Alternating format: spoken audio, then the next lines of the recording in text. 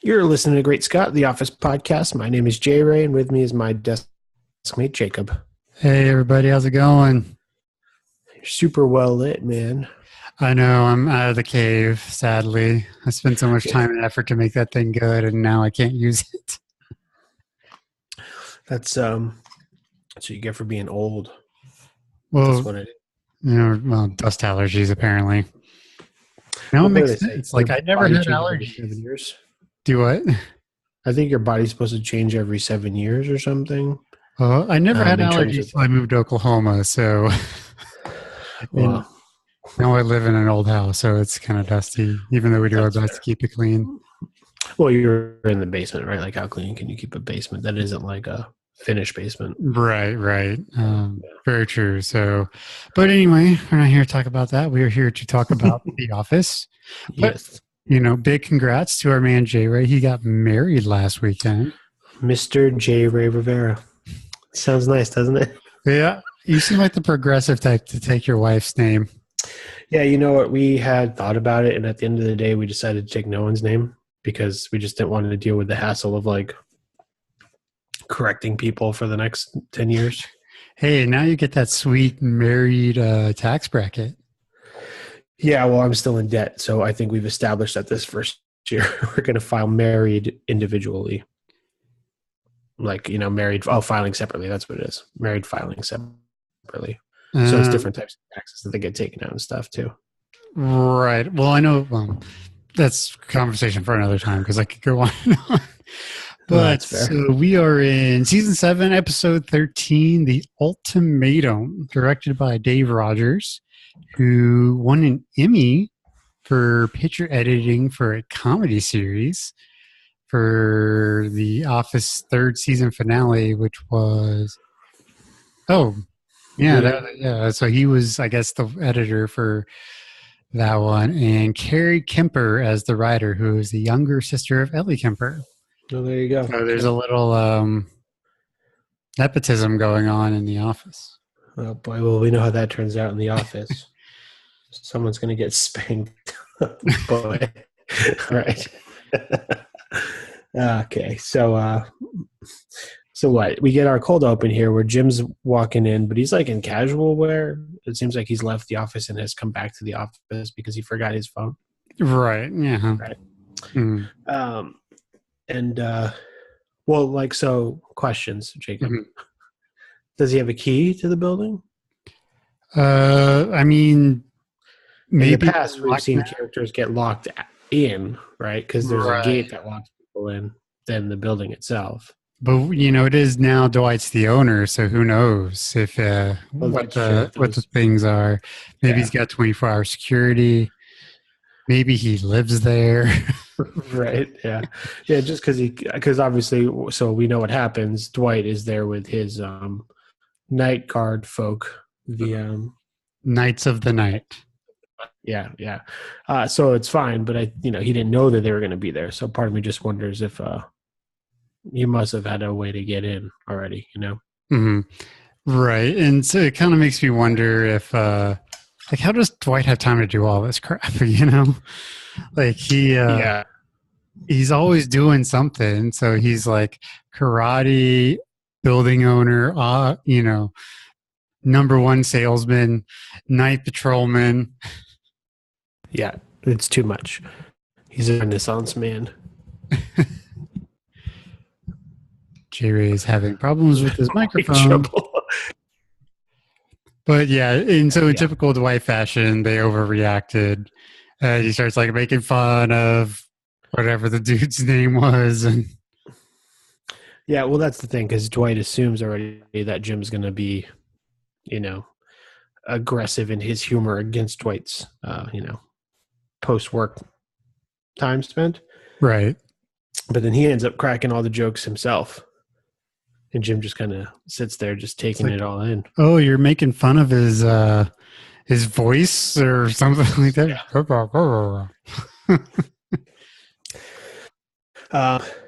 So Dwight is tasked with going through the agenda of the previous meeting where we find out that essentially they were testing out new flashlights that they had acquired. Those reflective strips. Oh, that's right. But they ended up playing flashlight tag. which I had to have explained to me. You had to, really?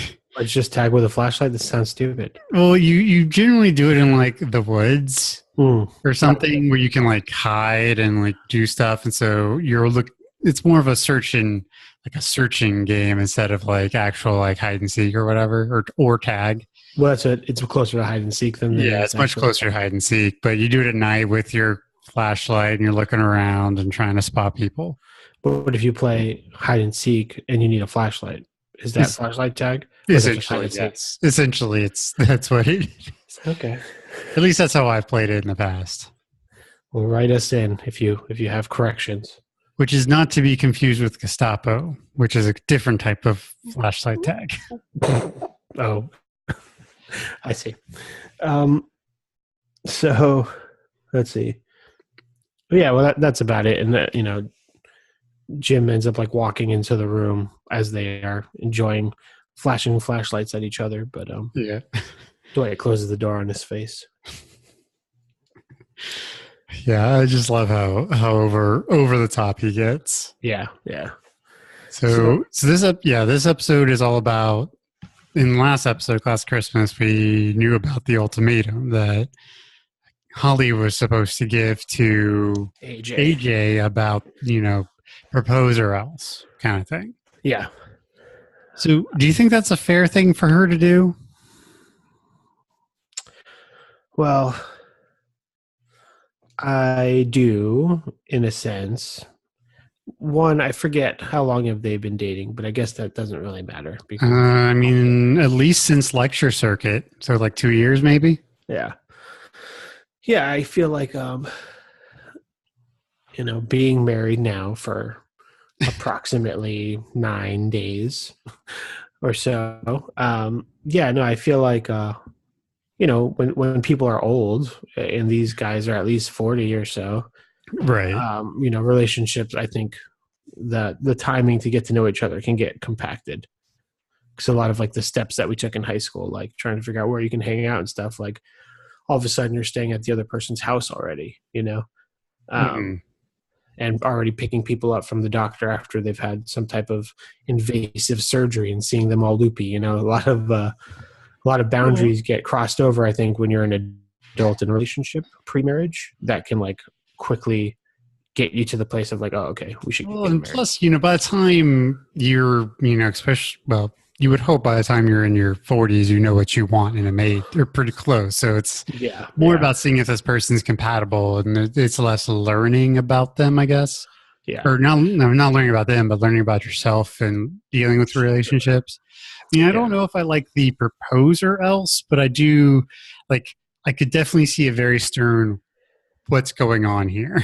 Yeah, because because they're old, it's like, well, am I going to just waste my time here? Because like if Holly coming from a point where like she wants a family, and we know she does, right? At her older age, not that she's geriatric or anything, but it's obvious that any relationship she's in should be like leading towards something, right? Right. Well, and especially in terms of the character. In Holly's life, she knows her dad's going downhill. Yeah. Or is rapidly going downhill, it seems. So maybe it's one of those things where she wants to see. I don't know if the straight up ultimatum is okay, but I feel like this is an okay thing. Like, look, we got to figure out what we're doing. We Yeah, the biggest thing that lets me say it's fine is that I feel like they've had a conversation like this before. It's not like just bringing it up for the first time. So you think that like her and AJ have really talked about it, and like he's like, oh yeah, I'm gonna do it, just kind of win sort of thing. Right. He's like, yeah, of course we'll get married. Maybe, right. And that's one of those things where, it could be sort of like Pam and Roy, except, maybe, so they've been together for, let's say 2 years. So maybe it was like 9 months in, they were talking about getting married and all this stuff. So it's been like 1.25 years, or, could have been a year. So yeah, I could see like, wondering when that's coming. Yeah, yeah, yeah. But yeah, everybody in the office knows. So, like, yeah. did we assume Michael told everybody instead of Pam, or did she like? No, Phyllis probably told everybody. But how Phyllis did or Phyllis Kelly, find out? Oh, she because was in that group, yeah, right? yeah, It they were all wasn't in that just group. Pam. Okay, that's right. And Pam was the one who was trying to get away from that topic of conversation. Right. It was like Phyllis And and it Kelly. was that conversation happened in the annex, right? Yes, that's right. So Kelly was either there or probably overheard, and we know she tells everybody. That's right. Yeah. I don't think Pam would have shared all that information. Yeah. Okay, that makes sense then. But Michael knows, like, because Pam did tell him. Right. Michael knows. He's like, a day that will live infamously Yeah. or infamously. Yeah. We said. Yeah. So he's shooting this video, and we've seen him do this before, but this kind of preparatory video that he could watch at a later date, where like he's able to talk himself up or down depending on the scenario. So we see him while he's discussing worst case scenario. Holly is now engaged, right? Right. He wants to skip over to the happy version of the video, however, where he's saying, yes, Holly is not engaged. He has a chance, which we end up seeing later. Right. But even in Michael's own mind that, as he famously said on Booze Cruise, BFD, engaged ain't married. That's true, but that's like the advice of a guy who's like cuffed to the side of a boat, Of course he's going to say that. He's not really in a position to be like well, it's not his issue, right? If something goes poorly between Pam and Jim, it's no real skin off his back. Yeah, that's exactly right. Yeah. I mean, I think with Jan probably being his first real significant other, mm-hmm.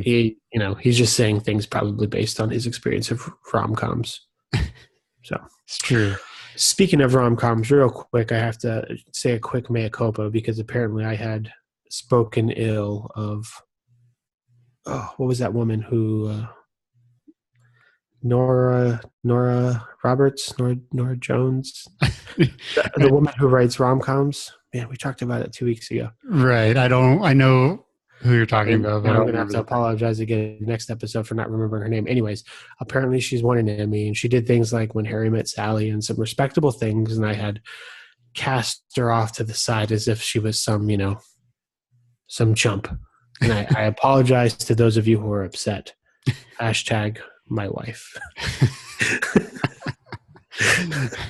So Michael's doing all this stuff. He's talking about how, if she is engaged, he'll probably kill himself. And he's trying to tell himself that he shouldn't kill himself. That's right. Or that, if she isn't, he'd be so happy that he might burn the building to the ground. That's right. Yeah. Which, I kind of wonder, is that a bit of foreshadowing? Because when he decides he's going to propose, he's, starts to write it in gasoline in the parking lot. Yeah, that's interesting because obviously too, and maybe just because there's little options, but eventually when he does propose, it's with all those candles, right? Mm-hmm. So everything is related to fire. He does wonder, fire a lot. Yeah, if he has a little bit of an arson in him, if the Scranton Strangler didn't catch on, maybe the Scranton fire starter would have showed up. Well, it's one of those things where, especially in movies, and especially movies he would be really into, it's always about candles are romantic. Fire is romantic. Romantic things happen around them. Exactly. Just look at Joan of Arc. We're going to hell for that one. Yeah, that's fine. You're going to hell. I'm just going to sit over here and watch. that's reasonable. So another storyline that's going on is that Pam, she's like the office manager, right? Is that right? Her title? Mm-hmm. She's been kind of talking shop with the receptionist over at Bob Vance's Vance Refrigeration. Her name is Sally or something, right? Or maybe Sue, because you hate Sue very much, according to it's no. Phyllis hates Sue very much. Got it. But yeah, so she does like fun ideas for their office, and Pam's like, I don't do anything. I should do something fun. So she has this resolution card idea. So basically, everybody submits like a little post-it note with a resolution they'd like to fulfill by the end of the year, and yeah, so then we get to see what everybody chooses to select as a resolution. Right. So like Ryan is live every day like it's an art project. Super douchey. Kelly's is get more attention by any means necessary. Right. Pam's is to quit caffeine. Yes, I believe it's to quit caffeine. Why would you ever want to quit caffeine? It's so wonderful. Yeah, it's supposed to be bad for you or something. I don't know. Oh, now I'm screwed. Andy wants to learn how to cook. It says he wants to learn how to cook, but then he goes into the explanation that based on recipe, he cooks too many. So cook for one, right? Which, is surprisingly hard to do. Yeah, I feel like Blue Apron or something, right? They got it figured out. Right. Well, the thing is like even just buying the raw materials, like they tend to come in larger packages. Right. So it's hard to get just enough chicken or whatever for one person for one meal.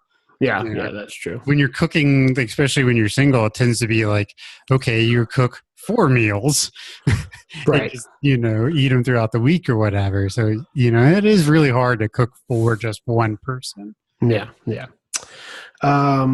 Creed wants to do a cartwheel. Who's the first person who wants to meet loose women? It's Dwight, right? Right, because Angela put up something about spend more time, make more time for love, romance, or something with a senator. Jesus. Okay, keep going.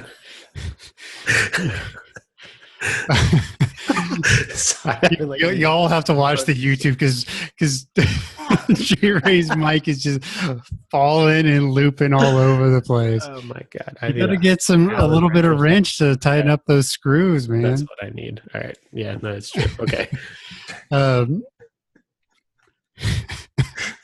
Right. Just hold it. Just hold it. I'm just gonna hold it. So yeah, no, she wants to make more time with the senator, and Oscar gives her some flack, state senator. Right, and then like Dwight's like, "Oh, that's all you have to do to have a resolution. Is like meet loose women." Yeah, and then Andy's like, "Oh, I'm changing mine to that." And then so that storyline's happening, the resolution storyline, and then there's this really awesome storyline with Daryl, Andy, and Dwight. Right, where they go to Barnes and Noble. Yeah, so Daryl's resolutions are to read more. Yeah. So he convinces the two of them that the bookstore is a great place to meet women. I believe, which is a comment made in like 40-Year-Old Virgin, because that's how Steve Carell's character ends up meeting Elizabeth Banks's character. Oh, that's interesting. I've seen that movie, but it's been like since it came out, essentially. Yeah, no, that's reasonable. I love it, but so, and really, and then Daryl actually is really convincing them to go so that one of them will drive and he could eat his PB&J in the sandwich in the car, rather. Right. Coincidentally, he says 2011 is coming up. Straight Daryl, this is the same year that Treat Yourself 2011 is first introduced. So just to give you a reference of what's going on in Pawnee, Indiana. Yeah. And flashing back a little bit because we got to touch on it is we get this talking head with Erin as she's helping Michael do these videos. Yeah, it's like so she's got all this stuff like gummy bears, sad, gummy worms, happy, scotch, which is some decent scotch. I looked it up. It's like $50 to $75 a bottle, depending on where you go. I mean, that's $50 is cheap for scotch, like a good scotch. Okay. But so that's both sad. Like, both are sad scotches. Like that's a lot of booze, man. But we have this talking head with her where she's like, either she'll won't be engaged and it'll be the happiest moment of his life, or she will be engaged and he'll keep from making a huge mistake or something like that. Yeah. I love the Holly hate from Erin because it's such pure hate. And based on nothing. She just doesn't like her face. Yeah. Yeah, it's not a perfect 40.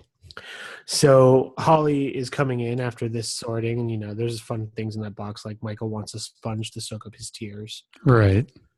And she comes in, and Mike goes for like the high five, try to be real sly about it, but Holly's wearing mittens. So he starts like trying to feel the texture of the mittens, and she's talking about how they're like wool handmade, yada yada, and everybody's doing this like train of following Holly into the annex. He holds off into the kitchenette area, and Phyllis and Kevin and Kelly, obviously. Yeah, Dwight's there. Yeah. Follow her into the annex and looking for a ring on her hand when she takes off her gloves, which she doesn't have one. And she realizes what everybody's looking for, and she shows everybody her ring finger. Right. Like this. Yeah, the ring finger flip off. And Kevin's like, right back at you, bitch. And right. flips her. Yeah, because he clearly didn't count fingers. He was just doing it. Yeah, I think the Kevin Holly dynamic is also very funny, from star-crossed lovers to heated rivals. It's crazy. Right, yeah. Like, do you think they are like friends? Because you don't see much real interaction between them besides like when she first shows up and this. Yeah, I mean, because I feel like she was in Scranton longer the first time she was there. For sure. Yeah. I get that sense of that. As opposed to now, I feel like maybe she's only there for like a couple weeks. And I don't know if any friendship she had previously get rekindled like when she comes back, because she kind of seems a little bit more isolated. Right. I mean, the first time she was in Scranton was probably about 9 months because she was there over the summer. Yeah. And then, halfway through season 5 or close to it, right? So, so she's probably there 6 to 9 months. So she probably is friendly with everybody at this point. I mean, Oscar tried to set her up with someone. I mean, Phyllis seems comfortable to ask her pretty pointed questions. Phyllis, this is like peak Phyllis of just being a terrible, like, nosy Nelly, or Busy Beth or whatever the fuck it's called. But so there is no ring. Correct. Which, at this point, so it's been a month since Classy Christmas, maybe 3 weeks. Yeah, maybe 3 weeks. I mean, it shouldn't be that much, right? That's a short order to get an engagement ring, especially if you want a nice one. Yeah, that's the thing too, right? If she says it during Classy Christmas and then gives him the ultimatum that night, he's only got 3 weeks to start looking for that engagement ring or whatever. Yeah, like I said, depending on how big you want, do you just have $5,000 laying in a checking account somewhere? Some people do. I don't. I certainly don't. I don't have five. I have negative $5,000 sitting on a piece of paper in a debt person's office. You get the joke. I have no money. Yeah, no, it's true. Right. And I think this is probably just an editorial thing. Like, right. Yeah, like obviously no ring. Yeah, it plays for the joke. Yeah. But, that was my thought was like, man, that'd be a really fast turn. Right. Yeah. But so Michael's obviously happy. Correct. So he's listening to Pink, I think, and having a dance off with himself in the video. Yeah, and he's like, is that music? Are you dancing? And real Michael's like, yeah. And he's like, all right, we'll dance right now. We'll calm down later. And they have a dance off. Yeah. Then he sprays Aaron with, what is that, champagne? Was it champagne or Philly Street or something? I thought he was like shaking a bottle. He was doing like the whole race car driver thing. Yep. And she was enjoying it, basking in the glory that is his happiness. It's a little suggestive, but it's fun. So that's going on. But then our 3 heroes end up leaving the office to go on their bookstore trip. And And yeah, so like they're dictating aisles. So what do you call it? Andy wants the like romance and fiction aisle, which is probably a good pick. Probably. Dwight wants the entire second floor. Also probably a good pick. And Daryl wants to talk to this old lady. Yeah, he's like that honey behind the register's mind. Well, one thing we missed was they Dwight. No, you're right. But yeah, but when they leave, Dwight wants to go to a strip club at noon on a Monday. Well, yeah, exactly right. Because Daryl does what he does, and when the two of them start talking to a woman, they pretend that they work there, which is not the most flirty approach, probably. Yeah, so in defeat, they drive by a strip club, and Dwight pulls in to because he wants to see some naked ladies, even if it's Monday at noon. Oh, couldn't imagine how terrible that would be. So you have a question for me here, Jacob. E-reader, real book. Which do I prefer? I'm going to answer it for you. Okay. Kindles, like a Kindle White is good, or the original Kindle. Any of those, like, the screens where only the pixels of the letters are live as opposed to like a lit screen. Those are great. They carry tons of books. They're easy to read, super lightweight. Battery lasts forever. I would prefer that over a book any day. Okay. I'm still a book person myself. That's fair. But I do I know they're not good for the environment. Because it's technology, right? They're making all that stuff and all the pollutants that go into the air. So it's not about that. It's just my ease as a commuter or whatever. Right. And that's the thing is like, I prefer a book. A Kindle's just so much easier. Yeah. I mean, I read like all of William Gibson, like the Sprawl trilogy stuff, like commuting to and from school on the Kindle. I was like, there's no way I'm carrying those stupid books around with me. Terrible. So yeah, we end up in a conference room meeting where Pam is trying to do something with the New Year's resolutions, like trying to tell people like, hey, look, it's just a goal. It's good if you improve, even if you fall short of your goal and all this stuff. Right. And she says something about like, maybe by this time next year, I'll be down to 1 cup of tea a day or a week or something. And Michael kind of loses it. He's like, well, what about, we can't do this. It takes too long. He's like, all right, tells Aaron to go get something from some vegetables for Kevin. Right. Like what office space has like fresh vegetables the way that she brings them out? Like maybe Mike brought it for lunch. I don't know. Yeah, maybe. But yeah, no. So we get the famous like, oh yeah, New Year's resolution 1201, floss my teeth, boom, blood everywhere. Oh my god, I was cracking up so much during this episode. I didn't think I was going to enjoy it, but this episode is hilarious. So Mike's just going on this rant about how if you say you're going to do something, you should do it. Otherwise, you're like a dirty liar. And obviously, there's a parallel here because he's really talking to Holly, but he's addressing Kevin instead.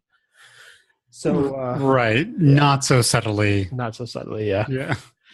So Kevin takes a stalk of broccoli and he starts munching on the base of it, the like that bright green part. And someone's like, "Why are you eating it like that?" And he's like, "This is a new food for me." Yeah, fun fact, I am like mildly allergic to broccoli, so I really can't eat it. Oh my god. You're such a nerd. I'm just kidding. Which is sad because I like broccoli. Yeah. It just hurts to eat. I went to a Mother's Day lunch yesterday at a Longhorn Steakhouse. No? And I got a steak, and I don't eat salad. Salad's disgusting. But with no salad, I was able to pick 2 sides. And during a day where I'm not trying to be a good eating person, I probably would have got like French fries and mashed potatoes. But I only got French fries and then I got steamed broccoli. I was like, yeah, I'm doing my job here. All the French fries and I ate like 2 pieces of broccoli, but probably better than eating an entire plate of mashed potatoes. Yes. French fries in them.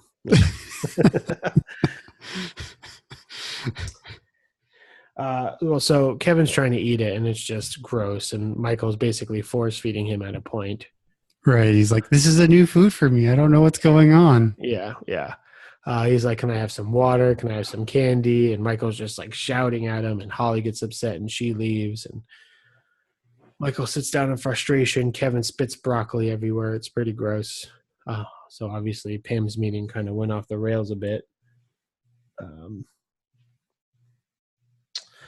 let's see, back with our musketeers there. They end up at a roller rink instead because, Single moms. Single moms could be there, yeah. There's not. There's like a family there, but I'm pretty sure it's like a whole family, so not a single mom. Right. Well, one thing, I have been very critical of Andy, but one thing I do like about him is he's always optimistic. Yeah, yeah. He's pretty desperate at the moment, so he's desperate, really optimistic. I was trying to be nice to your boy here, okay? I mean, desperate's not a negative thing. He is desperate. What are you going to do, But yeah, but I don't know, desperate's pretty negative. When you're desperate, you make mistakes. And you do stupid things. Well, he does and does. So even though they're skating, Dwight ends up making a beeline for the strip club. Right, in the skates, and knee pads, and elbow pads, which I love that he just like does it. Right, he just gets the elbow pads and knee pads. It's like, screw it, fuck it, I'm out. That's right. Let's see. So Mike calls people into his office, the folks who he may have been overly critical to during the resolution meeting. Holly is there probably just to mediate and make sure it goes well. Well, he calls it, yeah. Right. He has her in for real so that he can give his apology to them, actually to her. Right. He does a good job. It's like, it was rude of me, and I just, you got to know how important you are to me and all this stuff. It was like really heartfelt, a little over the top, but Creed ain't buying it. Like, he's like, I don't know, boss. That was pretty hurtful. He's like, it's too soon. Or Kevin, being Kevin, he just gives him a nice big hug. And yeah, I gotta say, Michael's apology, I thought it was like super smooth. It was great. And it's really well done. And I don't think it was like stepping a line. Like, I think Holly heard it loud and clear, and I don't think she would have been offended by it. Right. Well, I think the apology is what kind of gooses her into breaking up with AJ. Yes. Or at least putting on a break. On the break, right, which is what happens at the end of this episode. Is that a weird phone call that she has to make in the future when she decides to be with Michael? Like, because they're on a break, so there is that, we're going to get back together at least, or we're going to talk about it, right? And so she's got to kind of call AJ and be like, look, it's over. Yeah, I mean, because I don't know what their living sitch is back in Nashua, They live together. Yeah, right. So, yeah, no, there's a conversation to be had. She's probably got to go get some of her stuff, because she probably, my guess is that she would be, short-term housing, corporate kind of, they have those apartment complexes and stuff that are designed for short-term corporate people. I mean, that's where you think she'd be, because it's just for the length of the trial that she's going to be there, at least when she moves there. Right. I mean, not for nothing, but the Scranton have one of those places. Between there and Wilkes-Barre, probably. No, you're crazy. I was just there yesterday. That place is basically a forest. There's like a block of where people live, and it's just woods. There's no room for corporate housing. I mean, when Karen was there, she was staying in a hotel as reference for someone who had been moved there because of a transfer. Right. I mean, looks like there are some furnished apartments. So maybe they did something like that. I mean, that's what if I was doing it as a corporation, I would do that. Like, hey, we'll just get you a furnished apartment. We'll, whatever. Talk to the landlord, get a short lease or something. But maybe she is staying in a hotel. And if she's staying in a hotel, she's got even less stuff. Right. right? So like she's got to go get all of her shit from Nashua. It's only was a 6-hour drive. That's it. Only. Yeah, you could just listen to Life is a Highway the whole way there. And then, well, could you imagine how awkward that would be? Like going to get your stuff, and you're there. Mm-hmm. You know, depending on what you're taking, cleaning out like half of this house, and then you got to figure out because they've been together for a while and presumably living together for a while, right? So, how much shit have they bought together? Because if we go in sort of showtime, they're going to be engaged. Like Michael proposes in like a month, right? So it's not even like we've been on a hold for 6 months. It's been a couple of weeks. Like you've just kind of figured everything out. So yeah, I mean that would be just terribly awkward. Yeah, I mean I feel like that's just what happens when adults break up with each other. Like, because again, those stakes are just so much bigger, right? Like I remember in high school, I broke up with this girl, and she had my hat, and I never got it back. And her neighbor told me, like a couple of days later, that my ex-girlfriend had a bonfire. So I was pretty sure that's where my hat went. Right now you're 40 years old and you're living with someone, and hoping that it's amicable, right? Right, yeah. That there's no bonfire. AJ's not setting Holly's underpants on fire or something like that. Of all the relationships I've had, I've never set anything of my exes on fire. So at least I haven't done that crazy thing. Yeah, I think it's supposed to be cathartic or something, but I also think it's destruction of property. So, do you watch How I Met Your Mother at all? Yes. There's the episode in season 2 where it's before Marshall and Lily get back together with Ted Mosby, architect. Oh yeah. And like Marshall tells everybody that they have broken up. He's like, "You should sue her. It's like anything that's been left at your apartment for over a certain amount of time is legally yours." Right. Yeah. It's true. I mean, that's how that goes. So yes, it would be incredibly awkward, but I feel like that's just par for the course, as Jan would say. So for whatever reason, we're back at the office, and Aaron's doing cartwheels, and Creed very rationally just goes, "Oh, fuck you," which is so fast. It's great. It was so funny. I was dying.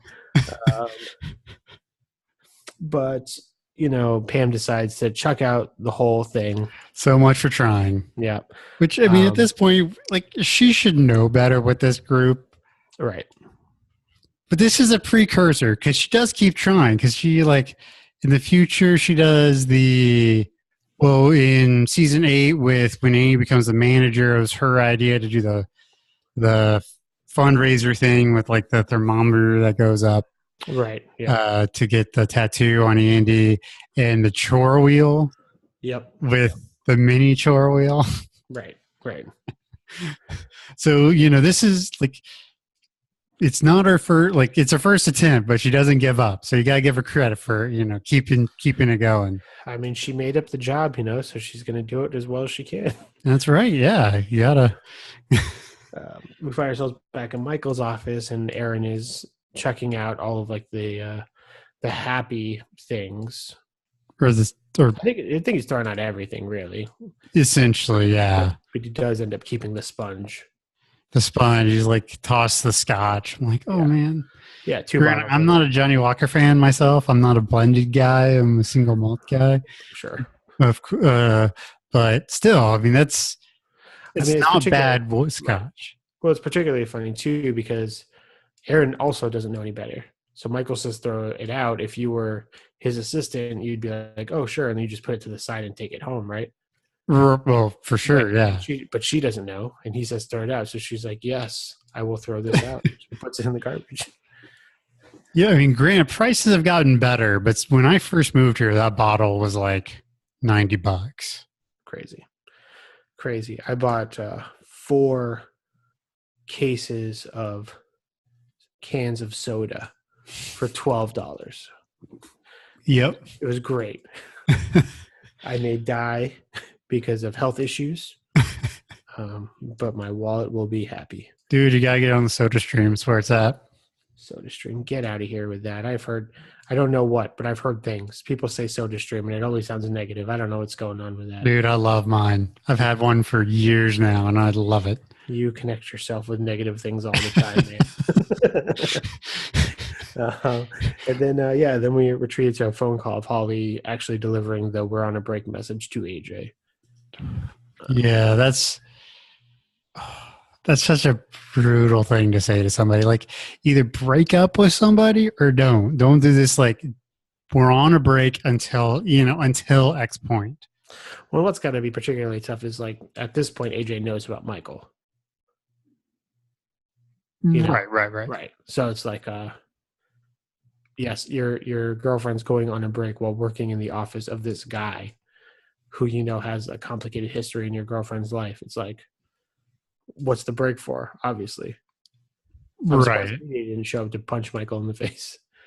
Whole another Roy part 2, Right. Well, maybe it's one of those things where, just like they've maybe had that where are we going conversation, maybe they've had the maybe we should break up conversation too. Well, that too. Yeah. So what do you think, man? This is a good episode. Like, they kind of feel weird right now because you can tell they're, especially knowing where they're going, you can really see them just like laying the groundwork for it. But it's a good. We get typical Michael, but we also get new and improved Michael in this. Yeah. So, but I like it, so I'm going to give it a 2.75 out of 5. Except the Dave Matthews Band does not rock. It's pretty meta, and we didn't really hit it. But Andy was listening to Dave Matthews Band, only the deep stuff at the roller rink. Yeah. And whenever I hear about the Dave Matthews Band, I think of that bit from Futurama where it's like, the things I think when I'm drunk are true. Yes, except the Dave Matthews Band does not rock. Right. It's one of my favorite things. I gotta say, and it's mostly based on my specific feelings about this episode the last time I watched it, which was yesterday. I was under the influence, and I thought it was hilarious. So I'm going to give this episode a 4.2 out of 5 strip clubs. Straight up strip clubs. Yeah, I mean, I really like this. I really like this episode. It's just, like I said, it's a groundworking episode. So Holly's back. Now we've got to transition her to being single. So now we're here. Yeah, but there was a lot of great ensemble moments. But Creed was just on point. Everything he said was funny. Oh, for sure. Yeah. The Daryl, Dwight, Andy thing is a dynamic we don't see often. Obviously Andy and Dwight, we've seen Daryl, Andy, and even Daryl, Dwight is very rare. So the three of them in this context as these wingmen of each other was just super fascinating to me. That's what I really appreciated about those online episodes with the accountants. It's just what do the other people in the office do when the principal characters are busy, and they do funny things too. So it really got to me. All right, last episode of the episode, season 7, episode 14, The Seminar, directed by BJ Novak. You may know him as JB Novak. I'm just kidding. Ryan Howard. Okay. Written by Steve Helly.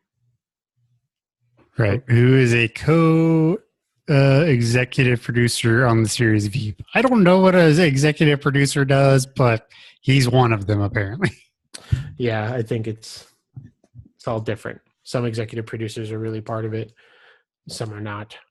So whatever that's worth. So this is when we start getting some of the big time cameos. Right. So we have the Ricky Gervais cold open. And since they're supposed to be essentially the same person, he's got this super racist thing about an Asian person, and he's talking with Michael, and he says comedy is where the mind goes to tickle itself. Yep. And or Michael just gives him a hug. Yeah. I got to say, I think I was in college at the time. This is 2011. Yeah, I was just finishing college. It's my last year. And young whippersnapper. That's me. And I remember legitimately not know, like we all knew Steve Carell was leaving this season, but we didn't know what was going to happen, obviously.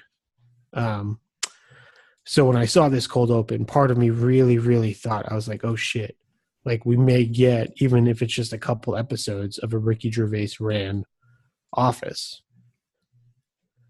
That was a big thing floating around the internet for a while. Well, after this cold open, right? Mm-hmm. Yeah. So I would have bet my life on it. I'm glad I didn't, because I would have died. But and it's true. Like the new Michael's humor was still in line with David Brent's humor, Mm-hmm. But David Brent is just, because you've watched the UK Office once, right? Not all of them. I need to. Yeah. I know I'm slacking. Which no, totally fine. But it's rough. It's like dinner party rough, but every episode. So I don't really know how that would have played out. But this cold open was just a nice like worlds colliding kind of thing. Right. Yeah. So we find out, we open up with Andy. He's having a seminar of some kind, like how to grow your small business. Right. How these paper salesmen have any clue how to grow a small business is beyond me. Yeah, it's a weird topic. I pitched an idea like this similarly to my previous employer about basically having like a quote unquote training because we sold products that they would need. Where we just say like, these are popular trends, yada, yada. And I stole the idea from The Office, nice. which they liked. I feel like that's really what it is. It's this thinly veiled sales pitch. Right. But like, why would you, like, a paper company is having like this thing? Like, why would you even go? Right. Yeah. I mean, some of these people are like definitely just starting out, like that credit card guy. Right. His plan is pretty thorough. 2 cents on like all credit card transactions. 0.2 cents. 0.2 cents. Right. Well, the thing is, like, if it would make more sense to me to like, how to make like a sort of a how to sale stuff. Right. Like if their small businesses were sales oriented businesses, right? Right. Mm-hmm. How to negotiate, that kind of stuff. That would make more sense to me. Maybe that's part of it, but anyway, so he got the idea from going to something that was, just a front to sell timeshares. Right. So he's spending his weekend in Boise, Idaho. Yep. Which that's got to be a terrible flight because so you got to go from like Philly. So you got to drive like 2 hours to Philly, right? Or however long it is. Fly to probably like Denver, like then into Boise. There's no telling, like all these like puddle jumps you got to make to get around the country to get to Boise. Yeah, there's probably a drive too. And there's probably like some dude or lady listening right now, like, Boise, this isn't that far, but I did not mean to offend you if I did, but I don't know. My Idaho geography is not the best. I mean to offend you. I'm a firm believer that if you're not on the coast, you're basically a bumpkin. I mean, Jacob's like almost there already, Pittsburgh is just too far. Just too far. It's on the wrong side of that state. I'm just a good boy. I'm just a boy from Oklahoma, man. Yeah. That's who I am. So like we have this, so Michael is going to help by being the plant. Right. He's Mykonos. Which I only realized watching this episode last time that it's basically an early version of Gru from Despicable Me. I'm pretty sure Despicable Me had already come out yet. I mean, then it already come out. Then it is Gru. Yeah, like 2010.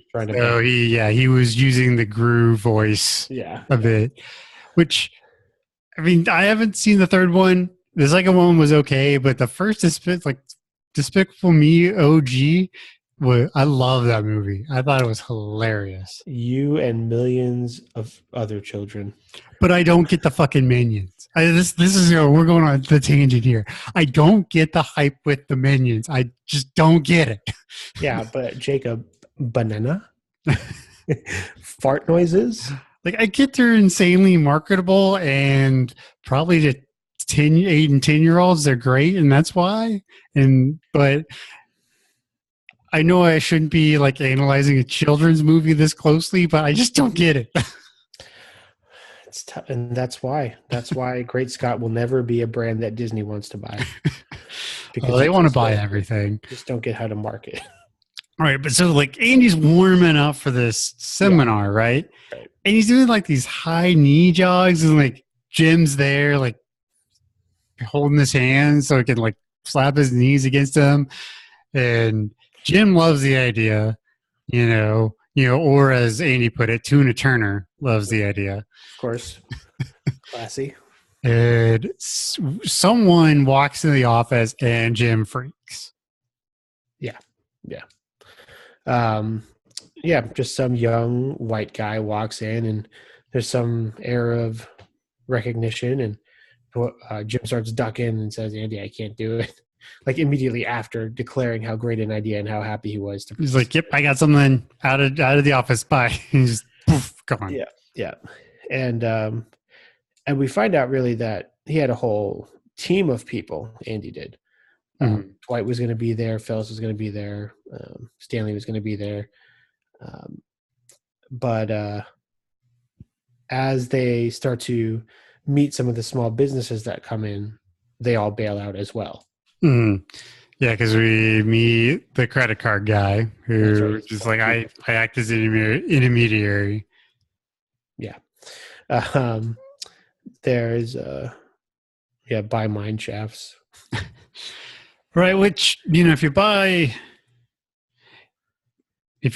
you use the space as like storage for like bad things, which is they'd use a lot of mine shafts for like nuclear runoff and stuff. Right.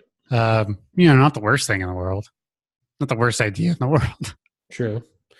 Yeah, I mean, just they're like just super underprepared as like business prospects for the sales team to feel like they want to commit anytime. Mm-hmm. Right. So Andy has to create a new team, basically.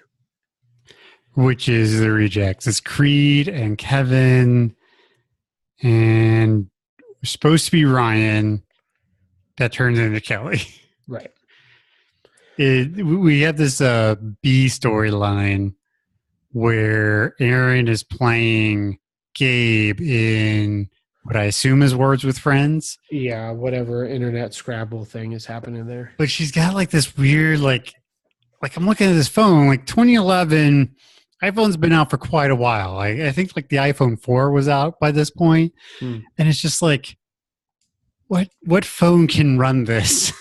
Like what do you have the internet on this phone? I mean, I had an early Windows phone, like pre-tiles. It was called like the Windows Shadow or something stupid. Worst phone ever. But it did have like internet capabilities, so I wonder if it was some semblance of playing like this game in like a browser, Let's see. Yeah, so the iPhone 4 was already out by the time this episode aired. But man, that's yeah. But anyway, and Gabe is just crushing her. Yeah, that's right. Which a lot of people are like, oh, you're smart when they talk about like playing Scrabble and stuff. Which yeah, you got to know a lot of words, but it's also about knowing how to play the board. Right. Yeah. How to capitalize or block certain things and how to put certain letters on certain bonus marker areas or what have you. Right. But, Pam is like, hey, I can help you. She's like, what is ka? Yeah.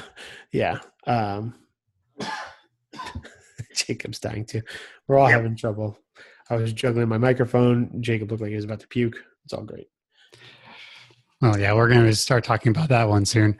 But anyway, and Oscar, being Oscar, he jumps in. He's like, "Hey, Gabe's gonna destroy you." Right. So she played Moo. And he's like, well, you had a D. Why didn't you play Mood?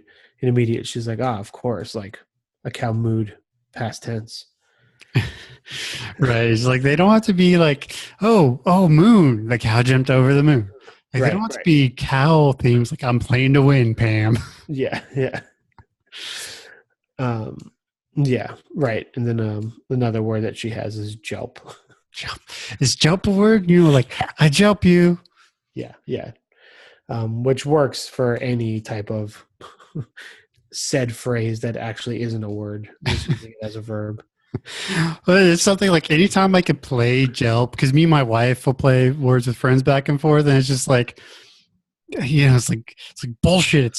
Jelp is totally a word, right? And so we always have to like send a text like with the screenshot, like, oh, should be a word. Yeah, yeah. So we find out that Gabe is into horror movies. Like, so obviously we've talked about Gabe's weird horror, porn, whatever thing he watches, but this is the first time the audience is introduced to it. So Erin admits that she's seen things like The Ring, and other stuff. The Ring is the one that pops out to me. That's right, which like weird stuff too. Of the movies on the list, The Ring seemed the least bad. Yeah, to me, I guess what it was, because part of me wondered, like, what if it was like the Japanese version, or Ring You, or whatever it was. Yeah, kind of hinting at because we also know too that he has all those like weird essence of seahorse and stuff. So right. Yeah, Gabe's a weird dude. Yeah. Yeah, I don't know. I'm not a big horror movie guy myself. Me neither. Erin is also not a big horror movie guy. So, so she wants to win so she can watch something nice. Wally, I believe, is her. Right, because they start talking shit to each other. She's like, this one movie is like takes horror to a whole new dimension, and she's like, oh, if I win, we're gonna watch Wally, which takes color to the whatever. Yeah. So yeah, Ryan has some serious stage fright, so I think that's about like the commitment issues that he's having. He's like, I can't do it on such short notice. And he's like, all right, well, don't worry about it. He's like, well, I can't not do it. Right. And I think this really foreshadows Florida, where he freaks out, where, it's like, no, I just can't do it. And I think is when we really figure out that, like, or start figuring out that Ryan's got some serious issues. Yeah. Like he needs a good therapist. I mean, also, he's just recovering from drugs too, right? Well, that was season 4, so it's been a couple of years. But I mean, you don't really recover. You just, it's just one of those things like it's always there. Right. That's right. Yeah. So Kevin is the opening number for the seminar, and he stands in the back of the room and plays Crazy Train on a boombox. Right. And like he waits after all the boom boom. Right. Yeah. And he's probably like in his head, he's thinking like a concert with like the lights like flashing and stuff. Yeah. Doing all the cool stuff, which I always thought like the lead up to Crazy Train and the actual Crazy Train song was like the biggest letdown in music. Like this lead up is like all time, right? Like the first 15 seconds of Crazy Train is like all time great. And then it just kind of settles into this like thing that's okay. Yeah, this weird, like, it's really like what we'd say is bright. It's kind of like this, it's almost upbeat, the music, when compared to like the heaviness of that like bass intro. Right. And he's just like looping this room through the aisles of these like 16 chairs. And he goes way too hard, way too fast. Yeah, so he starts huffing and puffing, and he's trying to deliver his inspiring speech. Dream as big as you can, then double it. And he's like on the floor, red face. There's throwing up in a trash can. Well, because while he was skipping, he was also eating like a peanut butter jelly pocket or something weird like that. Some kind of was he? Or some shit. Yeah. I didn't notice that. Yeah, so it was all bad. Yeah, he starts puking into the thing, and suffice it to say, I don't think it leaves the impact that everybody was hoping for. Then we're introduced to the business bitch, which is the persona that Kelly is trying to create based on like her. Yeah, everything you got to market yourself. So the business pitch, the shopping bitch, something else bitch. Right. And obviously we're expecting Ryan, but Kelly comes in and it seems like another missed opportunity, but she ends up calling a professor who thinks it's a booty call.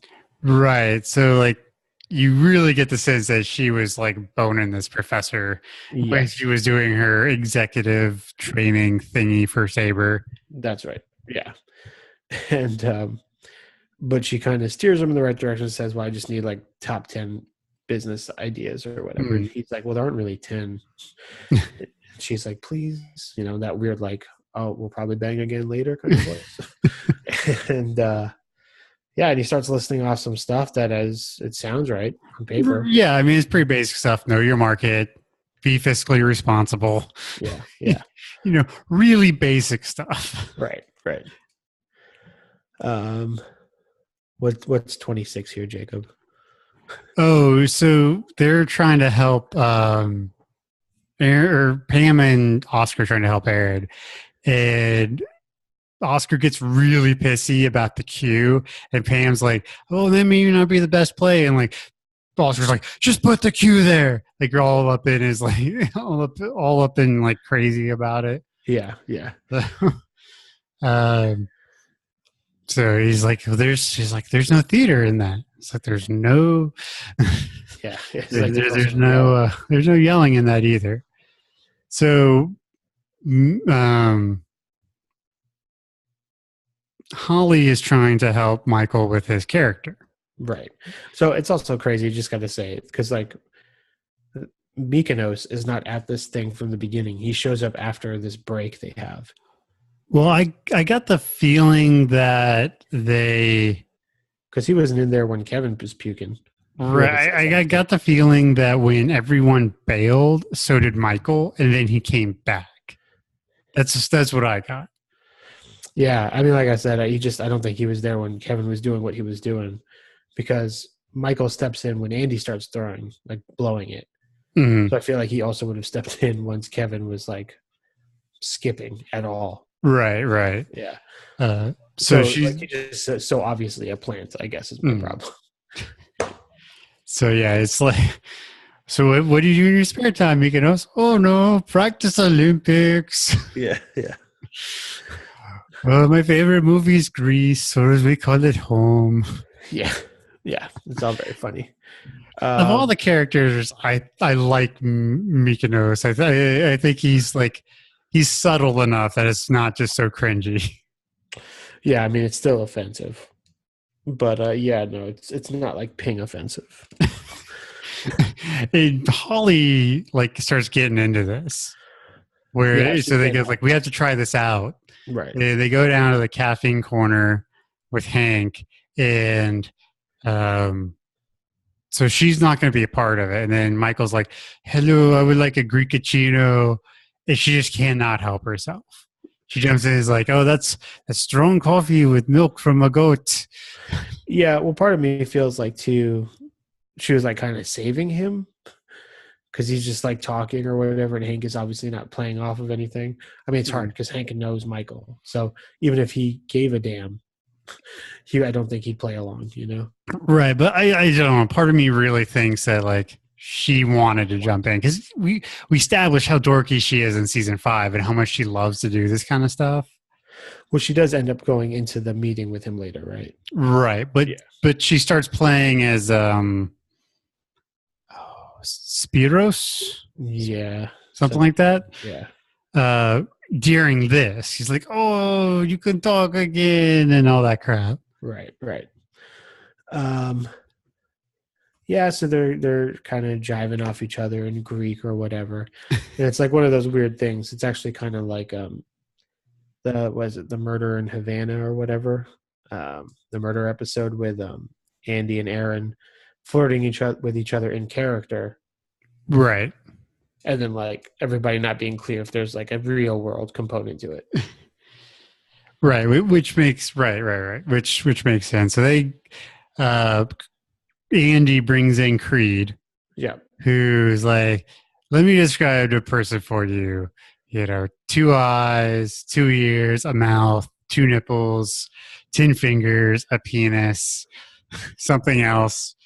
What have I described to you? The Loch Ness Monster. That's right. Reward for his capture, all the riches in Scotland. Yeah. Which is also a great business plan. I mean, where are you going to get your startup capital? Obviously, cashing in your Loch Ness Monster find. Right. Yeah. I mean, that would be totally, I would love to find a Loch Ness Monster. But we, so we get kind of a peek at one of the small business owners, right? They come up to use Jim's desk to check some whatever email. Apparently, the computer is just open.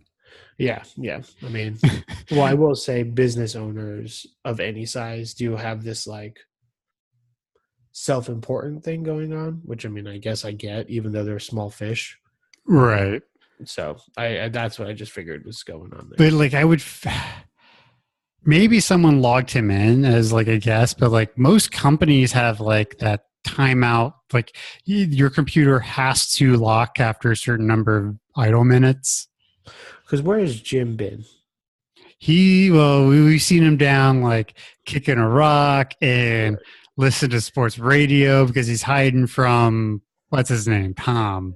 Yeah. So yeah, he's been in his car. He's been outside. So yeah, he hasn't been using his computer. Mm-hmm. So you would like maybe it's just the lack of security and it's open or whatever. And we don't know. Maybe he asked. Maybe he was like, "Hey, can I use this computer?" And Dwight's probably like, "Sure." Right. So he doesn't care. Yeah. Yeah. I mean, again, it's another one of those editing things where there's like, let's just get here so we can say this thing. Right. And we find out that he is actually a guy whose business is actually growing quite well. Mm-hmm. He's learning to like sustain manageable growth or something. Yeah. And Dwight kind of gets the sense like, oh, like this is actually someone useful. Right. And yeah, so they try to jump back in, and Daryl pulls Andy out. It's like, hey, if they want back in, there's something good in there. Yeah, I mean, let me just take one step back, just because I like the way Daryl approaches it. He does his throat clearing thing to get Andy's attention, which works, and Andy does go over, but instead of thinking it's like a secret thing, he's like, hey, Daryl, do you need a lozenge? Like, he's trying to be a good friend. Right. But he kind of gives Andy the skinny on what's really going on, and Andy gets the gist, so he decides not to take back these people. It's like, thanks, and I'll keep that under advisement for next time. Yeah.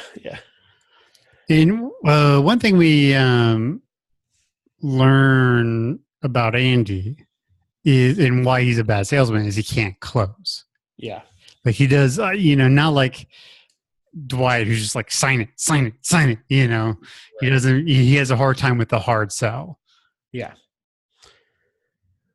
So we'll get there then. But then, Jim tries to call Pam over to get him something or say something or whatever. But Pam like kind of puts her foot down. It's like, you got to tell me what's going on here. So we find out the backstory between Jim and Tom. So back when they were in the 3rd grade, they got put in different reading levels. Right.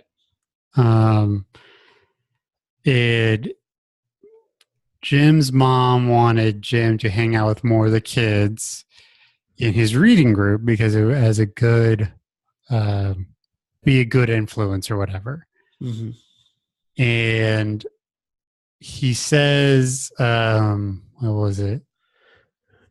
My mom thinks you're too stupid to play with. Yeah, something like that. Like my mom thinks you're too dumb to hang out with or something. Right. And so this guy has been harboring this grudge, which we find out later, for like 30 years.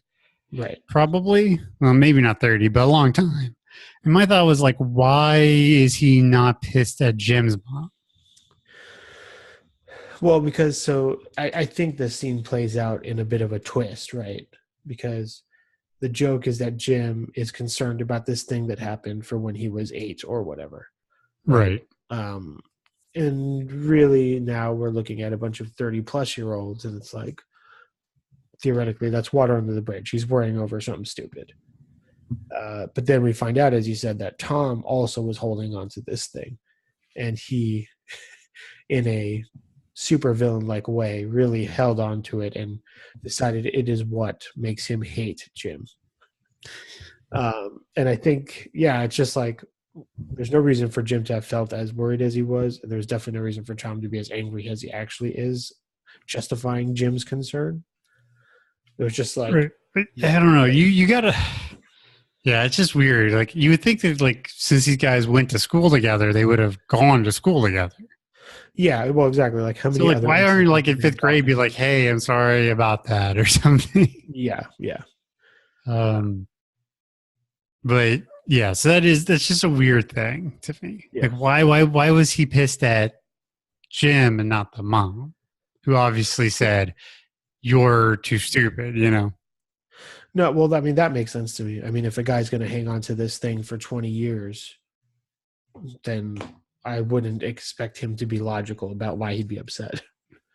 Fair enough. It's already crazy that he's mad, you know? So why not have him be wrong at who he's mad at, too? But yeah, he's all fair enough. He calls him like Zuckerberg, and that this place. Hey, where's your jetpack, Zuckerberg? Yeah, or it's a secret lab or something. And Jim leaves, and it's awkward, and it's great. So Aaron's game also comes to a conclusion. Mm-hmm. There's a word that Oscar has discovered, and he wants Aaron to play it. Right, and she plays ape instead of apoplectic. Apoplexy? Something like that. Yeah. And it was just like, why didn't he? Well, I guess this was established because there wasn't theater in it. But why didn't you just say, put these letters here so you can play and win, instead of not telling her what he was looking at? Right. Well, part of me wonders if, because that's the thing, we don't know what the shape of the board is, right? Because presumably one of these letters was on the board. Right. So like, I wonder if she was spelling apoplexy wrong because she went with the E. Mm-hmm. And then going back down to grab another letter, she accidentally hit submit. I don't know. Like, did she put the wrong word, or did she mess up? So maybe. But ape has nothing to do with cows. It's true. Ape has nothing to do with cows. It doesn't really seem like her MO, you know. Anyway, so she loses, and that's terrible. Then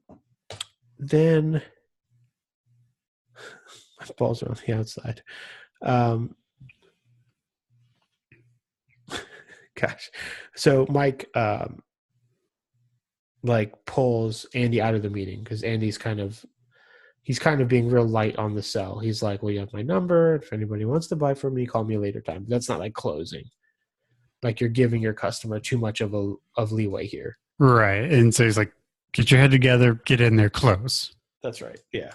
It's nice and it's fatherly or whatever. In like a way where, like, it doesn't seem like Mike, the regional manager, is saying, hey, you're my employee, you have to do a good job. It seems more like Mike, the mentor. Right. Like, Andy, you're worth, you could do this thing, which is like, again, it's like a back-to-back nice Michael moment with his apology from the last episode. And then he immediately goes into the meeting saying he'll stall, and his stalling tactic is, boy, this guy's taking forever. Just starts bragging on Andy, which is pretty funny.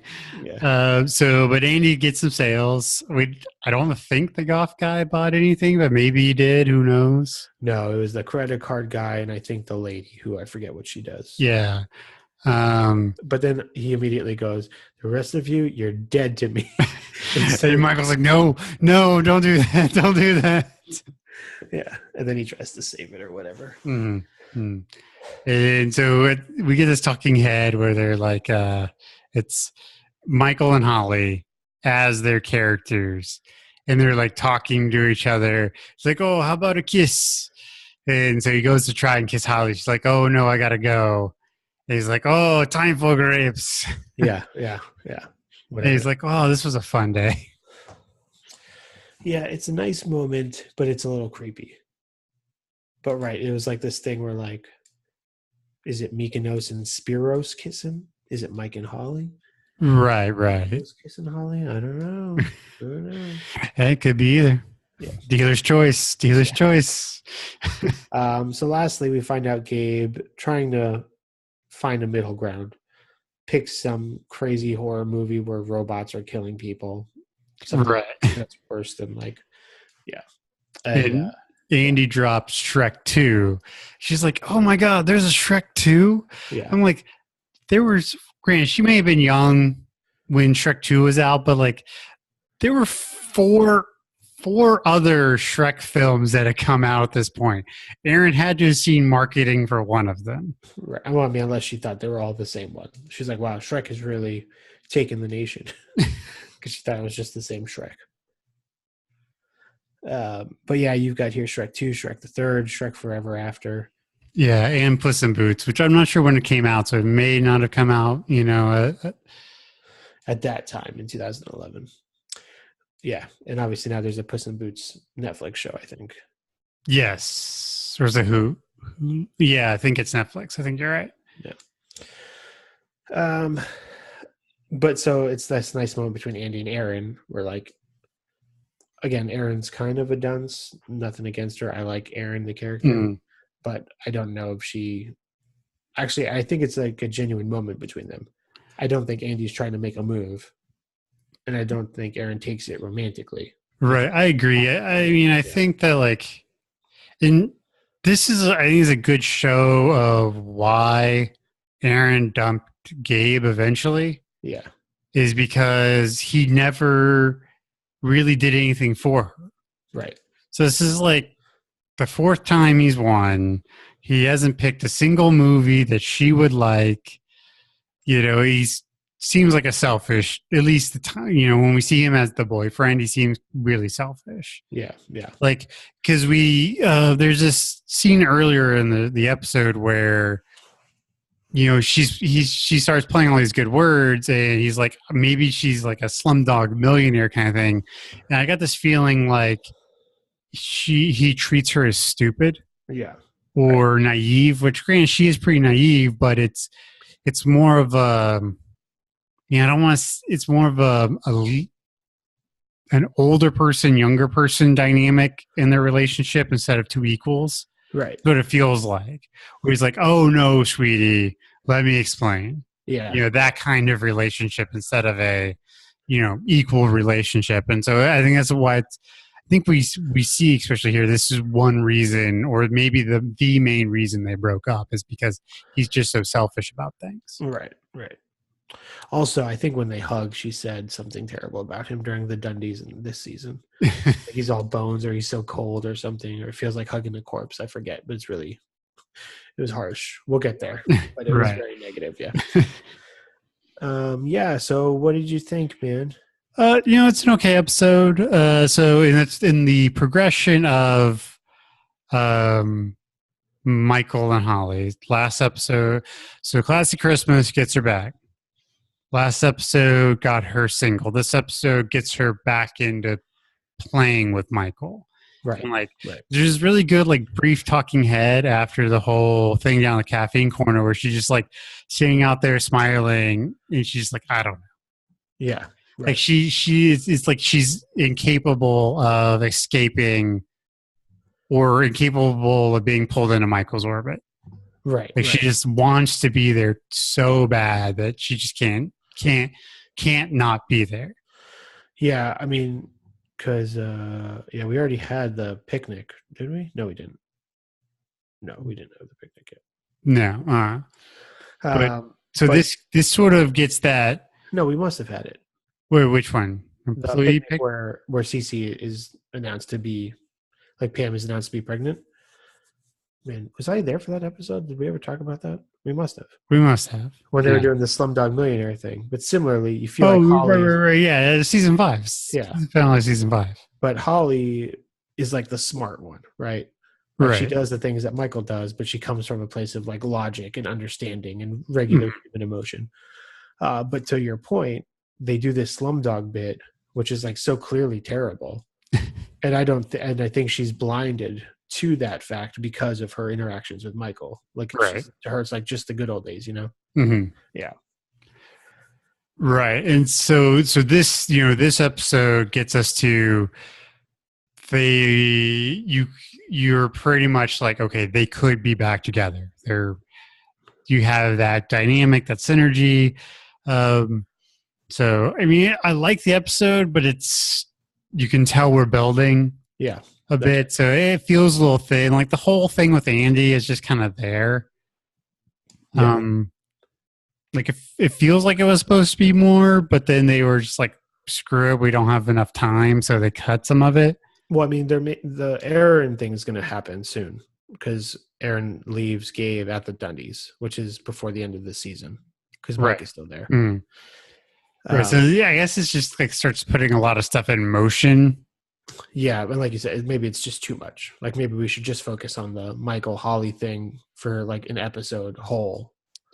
Right. And then like let these other things happen a little later, a little sooner or something, just parse them out better. But yeah. I gave this another 2.75 out of 5 moves and milks. Nice. Yeah, same thing. I watched this episode back to back with the other episode, and I was under the same influence I was before. Possibly more. Yep. So I thought it was just as hilarious as last time. So I gave it a 3.2 out of 5 because the cow jumped over the moon. I mean, we pulled the same references, but it's they are the ones. They're the ones to hit. Oh yeah, I mean the cow. Right, you got to hit the cow. So, but thanks for coming out for this episode. We are a member of the Broken Jars Broadcasting Network. Check us out at Broken Jars at XYZ. You can check out our Patreon, patreon.com/Broken Jars. You can email us, brokenjarsbroadcasting@gmail.com. You can find me on Twitter at Jacob Ingalls. You can find me on Twitter at Tweets of JR. Changed it because I am now officially a social media manager. So I wanted to create another social media profile that is more appropriate. Tweets of JR, which is my old one, I've had since college. So who knows what crazy stuff I've said. And when you turn your account private, it like only goes so far back. Oh, I didn't know that. Yeah. So, and I wanted to keep my handle because it's my name. So there is another account that has 2 tweets on it that is also J_Ray if you want to do that. Nice. Yeah. All right, well, thanks for coming out, and we'll see you next time. Peace.